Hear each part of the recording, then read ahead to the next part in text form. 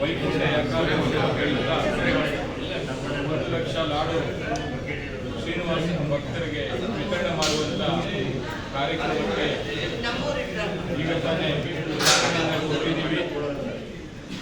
ಈ ಒಂದು ಸ್ವಾಮಿ ಬೆಂಗಳೂರು ನಗರದಲ್ಲಿರತಕ್ಕಂಥ ವೆಂಕಟೇಶ್ವರ ದೇವಾಲಯಗಳಿಗೆ ಇವತ್ತು ಪ್ಯಾಕಿಂಗ್ ಮಾಡಿ ಸಾಯಂಕಾಲ ಅಷ್ಟೊತ್ತಿಗೆ ಅವರಿಗೆ ಕಳಿಸ್ಕೊಡುವಂಥ ಕೆಲಸವನ್ನು ಮಾಡ್ತೀನಿ.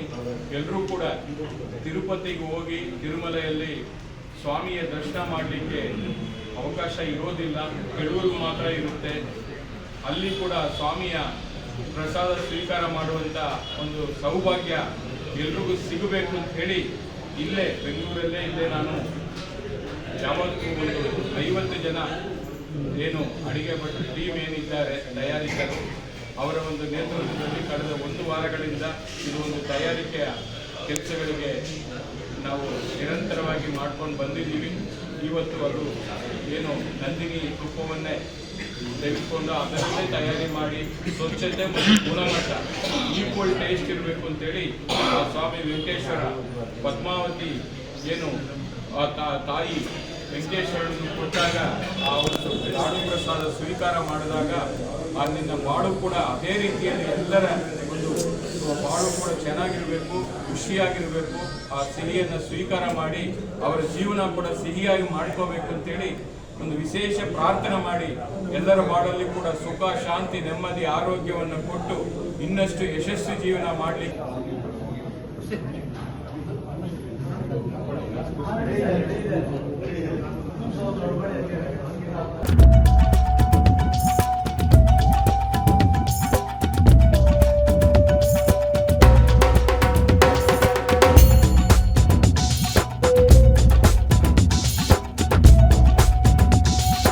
ವೈಕುಂಠ ಏಕಾದಶಿ ಹೇಳುತ್ತಾ 1 ಲಕ್ಷ ಲಾಡು ಶ್ರೀನಿವಾಸ ಭಕ್ತರಿಗೆ ವಿತರಣೆ ಮಾಡುವಂಥ ಕಾರ್ಯಕ್ರಮಕ್ಕೆ ಈಗ ತಾನೇ ಹೋಗಿದ್ದೀವಿ.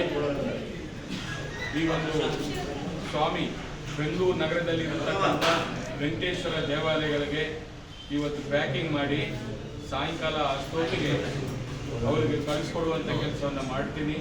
ಎಲ್ಲರೂ ಕೂಡ ತಿರುಪತಿಗೆ ಹೋಗಿ ತಿರುಮಲೆಯಲ್ಲಿ ಸ್ವಾಮಿಯ ದರ್ಶನ ಮಾಡಲಿಕ್ಕೆ ಅವಕಾಶ ಇರೋದಿಲ್ಲ, ಕೆಲವ್ರಿಗೂ ಮಾತ್ರ ಇರುತ್ತೆ. ಅಲ್ಲಿ ಕೂಡ ಸ್ವಾಮಿಯ ಪ್ರಸಾದ ಸ್ವೀಕಾರ ಮಾಡುವಂಥ ಒಂದು ಸೌಭಾಗ್ಯ ಎಲ್ರಿಗೂ ಸಿಗಬೇಕು ಅಂತ ಹೇಳಿ ಇಲ್ಲೇ ಬೆಂಗಳೂರಲ್ಲೇ ನಾನು ಯಾವತ್ತೂ ಒಂದು 50 ಜನ ಏನು ಅಡಿಗೆ ಭಟ್ರು ಟೀಮ್ ಏನಿದ್ದಾರೆ ತಯಾರಿಕರು, ಅವರ ಒಂದು ನೇತೃತ್ವದಲ್ಲಿ ಕಳೆದ 1 ವಾರಗಳಿಂದ ಇದು ಒಂದು ತಯಾರಿಕೆಯ ಕೆಲಸಗಳಿಗೆ ನಾವು ನಿರಂತರವಾಗಿ ಮಾಡ್ಕೊಂಡು ಬಂದಿದ್ದೀವಿ.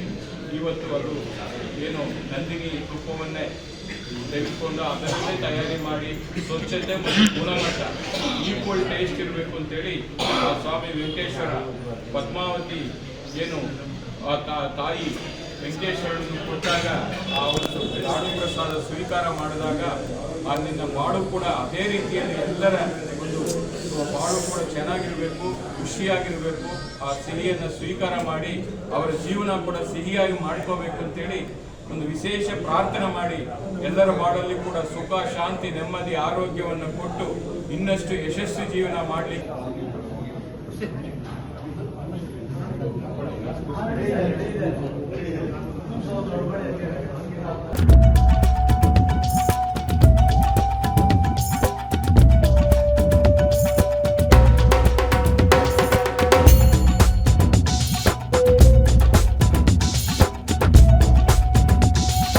ವೈಕುಂಠ ಏಕಾದಶಿ ಹೇಳುತ್ತಾ 1 ಲಕ್ಷ ಲಾಡು ಶ್ರೀನಿವಾಸ ಭಕ್ತರಿಗೆ ವಿತರಣೆ ಮಾಡುವಂಥ ಕಾರ್ಯಕ್ರಮಕ್ಕೆ ಈಗ ತಾನೇ ಹೋಗಿದ್ದೀವಿ. ಈ ಒಂದು ಸ್ವಾಮಿ ಬೆಂಗಳೂರು ನಗರದಲ್ಲಿರತಕ್ಕಂಥ ವೆಂಕಟೇಶ್ವರ ದೇವಾಲಯಗಳಿಗೆ ಇವತ್ತು ಪ್ಯಾಕಿಂಗ್ ಮಾಡಿ ಸಾಯಂಕಾಲ ಅಷ್ಟೊತ್ತಿಗೆ ಅವರಿಗೆ ಕಳಿಸ್ಕೊಡುವಂಥ ಕೆಲಸವನ್ನು ಮಾಡ್ತೀನಿ.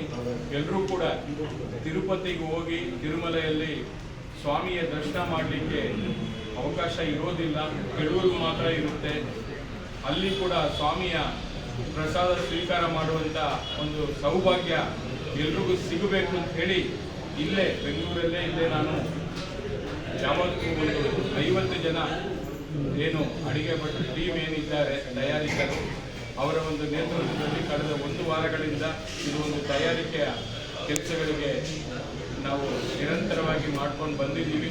ಇವತ್ತು ಅದು ಏನು ನಂದಿನಿ ತುಪ್ಪವನ್ನೇ ತೆಗೆದುಕೊಂಡು ಅದರಲ್ಲೇ ತಯಾರಿ ಮಾಡಿ ಸ್ವಚ್ಛತೆ ಮತ್ತು ಗುಣಮಟ್ಟ ಈಕ್ವಲ್ ಟೇಸ್ಟ್ ಇರಬೇಕು ಅಂತೇಳಿ ಆ ಸ್ವಾಮಿ ವೆಂಕಟೇಶ್ವರ ಪದ್ಮಾವತಿ ಏನು ತಾಯಿ ವೆಂಕಟೇಶ್ವರನ್ನು ಕೊಟ್ಟಾಗ ಆ ಒಂದು ಲಾಡು ಪ್ರಸಾದ ಸ್ವೀಕಾರ ಮಾಡಿದಾಗ ಅಲ್ಲಿನ ಬಾಳು ಕೂಡ ಅದೇ ರೀತಿಯಲ್ಲಿ ಎಲ್ಲರ ಒಂದು ಬಾಳು ಕೂಡ ಚೆನ್ನಾಗಿರಬೇಕು, ಖುಷಿಯಾಗಿರಬೇಕು, ಆ ಸಿಹಿಯನ್ನು ಸ್ವೀಕಾರ ಮಾಡಿ ಅವರ ಜೀವನ ಕೂಡ ಸಿಹಿಯಾಗಿ ಮಾಡ್ಕೋಬೇಕು ಅಂತೇಳಿ ಒಂದು ವಿಶೇಷ ಪ್ರಾರ್ಥನೆ ಮಾಡಿ ಎಲ್ಲರ ಬಾಳಲ್ಲಿ ಕೂಡ ಸುಖ, ಶಾಂತಿ, ನೆಮ್ಮದಿ, ಆರೋಗ್ಯವನ್ನು ಕೊಟ್ಟು ಇನ್ನಷ್ಟು ಯಶಸ್ವಿ ಜೀವನ ಮಾಡಲಿಕ್ಕೆ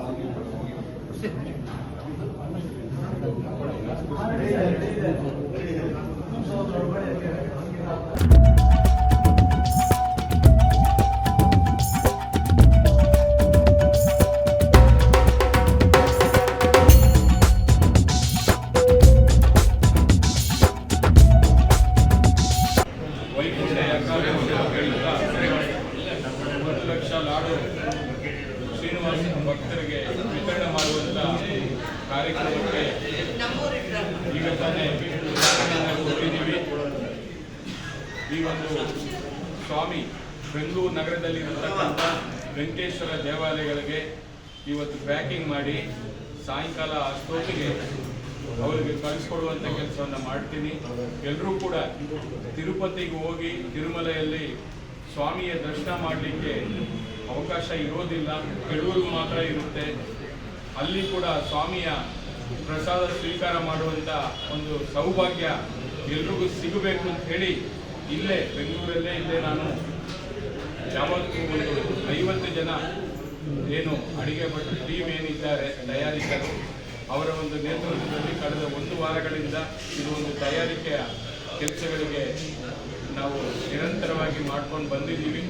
ಇವತ್ತು ಅದು ಏನು ನಂದಿನಿ ತುಪ್ಪವನ್ನೇ ತೆಗೆದುಕೊಂಡು ಅದರಲ್ಲೇ ತಯಾರಿ ಮಾಡಿ ಸ್ವಚ್ಛತೆ ಮತ್ತು ಗುಣಮಟ್ಟ ಈಕ್ವಲ್ ಟೇಸ್ಟ್ ಇರಬೇಕು ಅಂತೇಳಿ ಆ ಸ್ವಾಮಿ ವೆಂಕಟೇಶ್ವರ ಪದ್ಮಾವತಿ ಏನು ತಾಯಿ ವೆಂಕಟೇಶ್ವರನ್ನು ಕೊಟ್ಟಾಗ ಆ ಒಂದು ಲಾಡು ಪ್ರಸಾದ ಸ್ವೀಕಾರ ಮಾಡಿದಾಗ ಅಲ್ಲಿನ ಬಾಳು ಕೂಡ ಅದೇ ರೀತಿಯಲ್ಲಿ ಎಲ್ಲರ ಒಂದು ಬಾಳು ಕೂಡ ಚೆನ್ನಾಗಿರಬೇಕು, ಖುಷಿಯಾಗಿರಬೇಕು, ಆ ಸಿಹಿಯನ್ನು ಸ್ವೀಕಾರ ಮಾಡಿ ಅವರ ಜೀವನ ಕೂಡ ಸಿಹಿಯಾಗಿ ಮಾಡ್ಕೋಬೇಕು ಅಂತೇಳಿ ಒಂದು ವಿಶೇಷ ಪ್ರಾರ್ಥನೆ ಮಾಡಿ ಎಲ್ಲರ ಬಾಳಲ್ಲಿ ಕೂಡ ಸುಖ, ಶಾಂತಿ, ನೆಮ್ಮದಿ, ಆರೋಗ್ಯವನ್ನು ಕೊಟ್ಟು ಇನ್ನಷ್ಟು ಯಶಸ್ವಿ ಜೀವನ ಮಾಡಲಿಕ್ಕೆ